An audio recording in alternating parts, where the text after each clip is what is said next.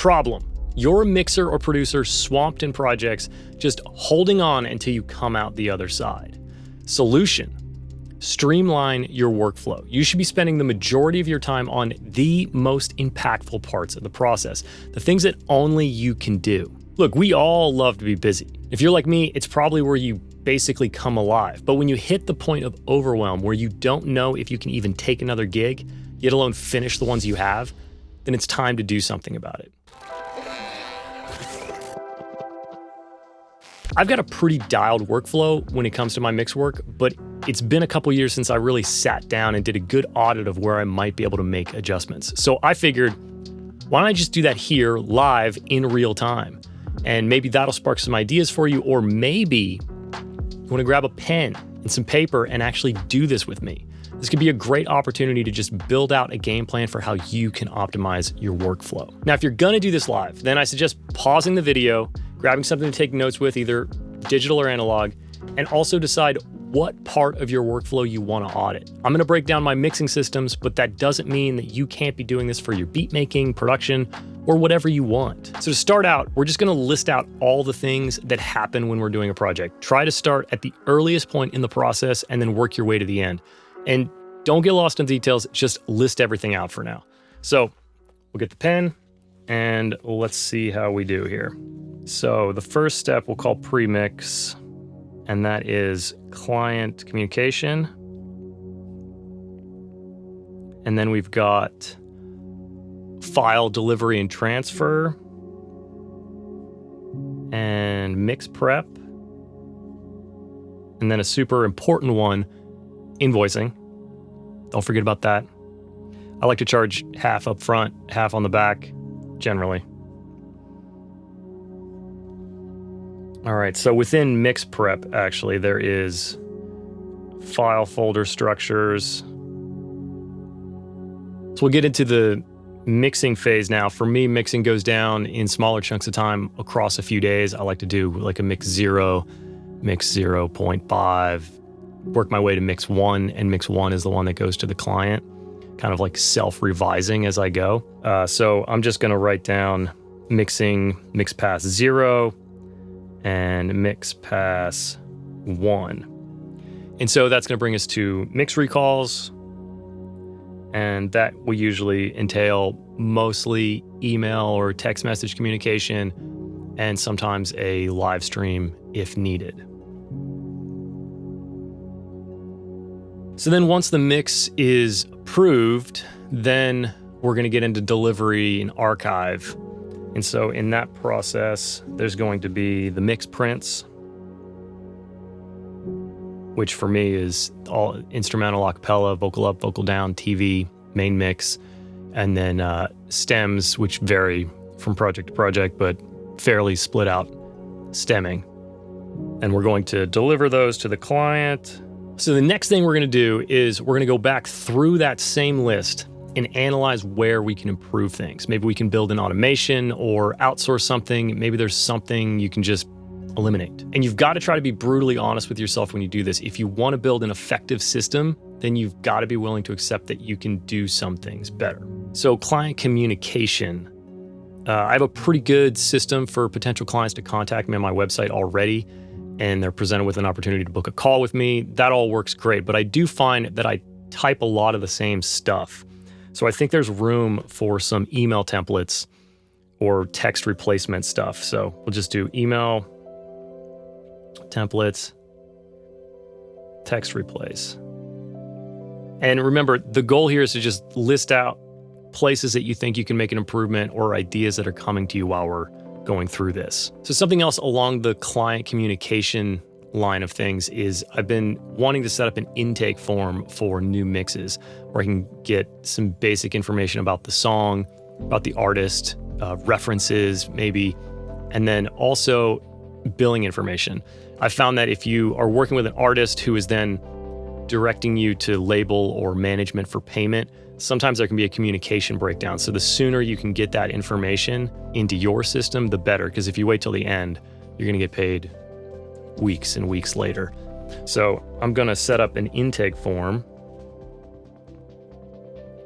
with, let's see, BPM, key, billing, references, and yeah, I think that's it. So that'll bring us to the file transfer. I would like to find a way to automate that. Maybe they fill out the intake form, and then that could trigger some automation that will send them a Dropbox file request. I'm not sure if that's possible. So that's going to be something that I'm going to look up. Whatever I can do to eliminate back and forth and save time is the goal of this process. Okay, so that's going to bring us to mix prep stuff. So once those files come to me, I have a script that is going to create my folder structure for me, but I do know that there is one change that needs to be made to that. Write that down. And then the actual mix prep, the instrumental portion of things for me is very dialed in using SoundFlow. If you're not hip to SoundFlow, it's a DAW-focused macro workflow software. It allows you to automate stuff super easily. You definitely check it out if you're trying to save time. When it comes to vocals, I've still been kind of organizing some of that manually, and so I need to build those vocal SoundFlow scripts out. So we'll put that down. And then there's a lot of edits that I do that I would like to not do. So I've been talking to a few people about possibly doing some mix prep work for me. And so I'm going to find a way to get files over to them, to have them do some of this vocal cleanup and organization that I just don't want to do. I just want to do the creative aspects here. So the next mix prep tweak I need to make is to my template. I want to be able to print all of my alt mixes in one pass, and currently I can't do the TV because the vocal effects are shared between the lead and the BVs. So what I need to do is duplicate those vocal effects so that there's a group for the leads and a group for the BVs, and also add groups to those so that plugin and automation changes will be reflected on both. So I'm just going to write down TV mix vocal effects. I think that covers that. And so that brings us to mixing. And to me, mixing is mixing. Like I mentioned before, I like to work in smaller blocks of time, spanning across several days to help keep me fresh. But I do want to look at some of my monitoring. I want to more easily be able to reference on my AirPods. Right now I use something called Airfoil, but I haven't had a chance to incorporate my AirPods into my Ginger Audio Sphere software monitor controller. I've switched from a hardware controller to a software controller. So we're gonna write down here AirPod referencing. And along the lines of the software monitor controller setup, I need to add some additional metering. I want to be able to have a VU meter caloed at -18 dBFS showing my mix bus level, and then a LUFS meter on my post limiter signal. So I just need to do some internal routing there. So I'm just going to write down metering, tweaks. And the last thing that I would like to do, which is probably challenging, is I'd love to set up a script that bounces my mixes for me and puts them on a specific track in my session. And I know Andrew Shep's Bounce Factory does this, so I know it's possible, but this one might be out of my scripting ability. So that might be something that I'll outsource. But I'm just gonna write down mix print script. So on to mix recalls. I don't really see a place for any templating when it comes to email communication with clients. That doesn't seem necessary to me.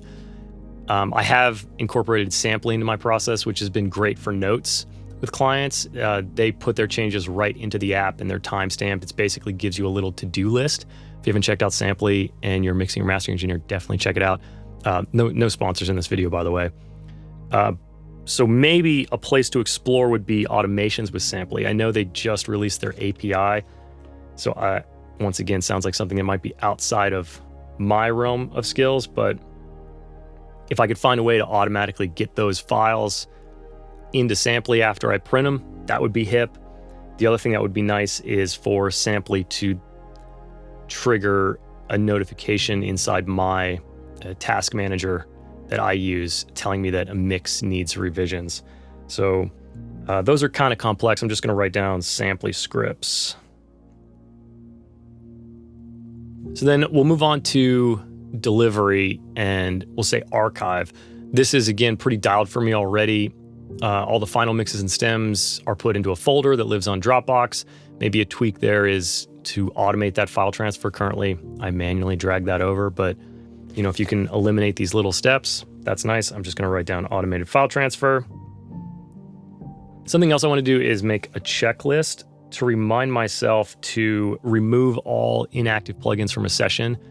Just for archival purposes, it seems like a good thing to do so that when you open something down the line, you know that that plugin was doing something. There's none of this inactive, like, was that, in use? Was it licensed or not licensed? It's like, if it's in the session, it was in the mix. So, and then also with that checklist, I also want to remind myself to pull out track presets from stuff, maybe particularly like vocal settings on artists that I work with regularly. It would be nice to reference, like, okay, this song kind of reminds me of this song we did 2 years ago. Can I just pull a track preset over for that? And then also, obviously, if you make a cool reverb or whatever, to save those. I don't do that as much as I should, and it's because I forget. So don't ever be, too proud to not give yourself a checklist on basic shit like that. So along the checklist admin line of things, there is an email template that I want to build here. Just put down email template. I want to have a template that will lay out exactly what the client is receiving with that final delivery email and what everything is for. And something to note is that if you don't have a consistent file naming structure, then you can't do a lot of this templating and automating. So make sure that the first thing you need to do is stay organized and have a system that you can remember.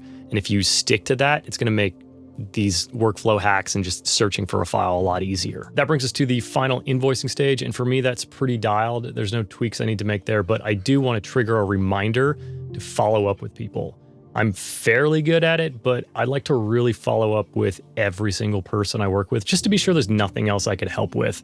Make sure that the master came back great from whoever mastered it, etc., all that stuff. So I'm going to trigger that reminder in a software called Notion, which is kind of like my task manager, second brain, just like my home base for life.